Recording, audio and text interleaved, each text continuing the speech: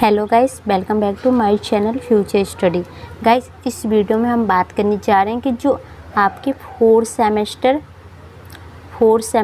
और 6 सेमेस्टर के जो आपके रिजल्ट कब तक आएंगे एंड जो 4 एंड 6 सेमेस्टर में पासिंग मार्क्स क्या होने वाले हैं, आपको कितने नंबर पर पास किए जाएंगे और किस किस स्टूडेंट की उम्मीद है पास होने की और क्या क्या आपने गलतियाँ की होगी या नहीं की होगी, ये सब कुछ इस वीडियो में कंप्लीट बताया जाएगा आपको।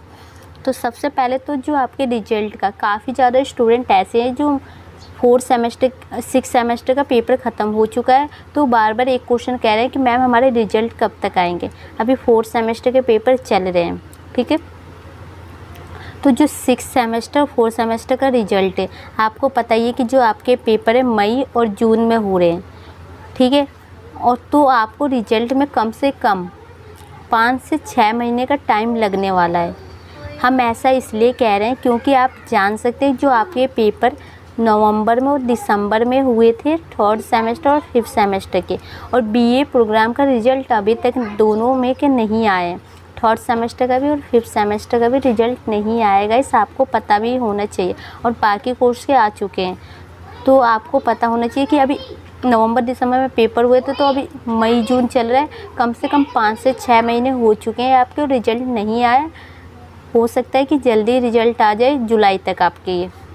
तो आपको पता हो गया कि रिज़ल्ट 5 से 6 महीने से पहले नहीं आएगा। एसओएल की कंडीशन आप जानते हैं कि रिज़ल्ट कैसे चेक करते हैं और कितना टाइम लेते हैं, क्योंकि आप फर्स्ट टाइम तो पेपर दिए नहीं है एसओएल में।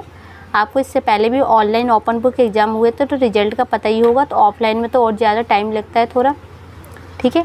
और रही बात कि जो नंबर कितने चाहिए हमें एक सब्जेक्ट में पास होने के, आपका पेपर 100 नंबर का हुआ तो उसमें से आपको 40 नंबर लाने होंगे गाइस।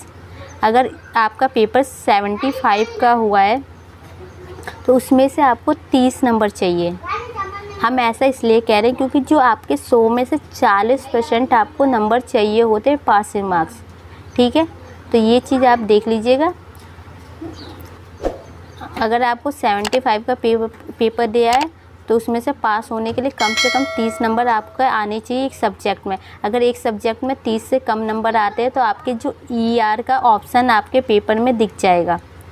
अगर ईआर नहीं चाहते हैं तो कम से कम एक पेपर में 30 नंबर चाहिए। अब जो बच्चे क्वेश्चन लिख के आए हैं आंसर, वो किस टाइप से आंसर लिखे होंगे, कितने नंबर उन्हें मिल सकते हैं, तो आपको पता है कि एक आंसर में कम से कम 5 से 6 पेज आपको लिखनी चाहिए। मतलब 6 पेज का मतलब ये हो गया 3 पेज तो होने ही चाहिए, दोनों साइड का मिला के 1 पेज, 2 पेज हो गया, ठीक है। 1 पेज होता है, उसके राइट और लेफ़्ट मिला के 2 पेज हम गिनेंगे, तो उस टाइप से आपको 3 पेज मतलब 6 पेज में एक आंसर लिखना चाहिए आपको। मान लीजिए आपने के पेपर में 4 क्वेश्चन अटेंड करने को आते हैं। अगर आपने चारों क्वेश्चन अटेंड किया, जिस जो क्वेश्चन है उसके अकॉर्डिंग आपने कुछ भी लिखा है, अगर एक क्वेश्चन में आपके 10 नंबर भी आते हैं तो आपके 40 नंबर तो ऐसे ही बन जाते हैं, तो आप पास हो सकते हैं। अगर मान लीजिए 4 क्वेश्चन अटेंड करने तो उसमें से आपने 2 क्वेश्चन किया है, तो आपकी उम्मीद कम हो जाती है पासिंग मार्क्स की, क्योंकि अगर 10-10 नंबर भी देते हैं या 12 नंबर भी देते हैं तो 25 मान के चलिए आपके नंबर बनते हैं 2 क्वेश्चन में। कम से कम 40 नंबर आपको पेपर में लाने बनते हैं, 40 और 30 नंबर। तो आप उसी अकॉर्डिंग आपको पता हो जाएगा कि आपने कितने पेज में आंसर लिखा है और किस टाइप से आंसर लिखा है, और जो आपके नंबर किस टाइप से आपके पेपर में आ सकते हो, कितने क्वेश्चन अटेंड किए, ये सब स्टूडेंट को आपको पता होगा क्योंकि आप पेपर दे के आ चुके हैं गाइस। तो ये बात का आप ध्यान रखिएगा।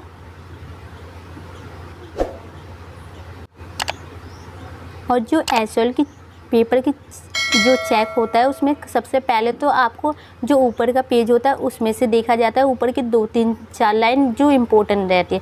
उसके बाद जो बीच में से देखा जाएगा, फिर नीचे से देखा जाता है, फिर उसके बाद जो भी आपको लगता है उनके अकॉर्डिंग नंबर दे देते हैं, 8 नंबर या 10 नंबर या 5 नंबर, वो जितना भी देना चाहिए। आपकी जो क्वेश्चन का टाइटल, हेडिंग, निष्कर्ष, ये परिचय, ये सब कुछ देख के लास्ट में आपके नंबर दे देते हैं, जितना भी उन्हें देने का लगे कि आपके आंसर किस टाइप से है। अगर आपने आंसर सही लिखे हैं, अगर टॉपिक के अकॉर्डिंग है, कुछ भी आपने लिखा है लेकिन टॉपिक के अकॉर्डिंग होना चाहिए। ये नहीं कि अगर आपसे पूछा गया कि सी-ट्यूट के परिणाम बताइए तो आपने सी-ट्यूट का कारण बता दिया, तो इस टाइप से भी आपको आंसर नहीं लिखने हैं, ठीक है।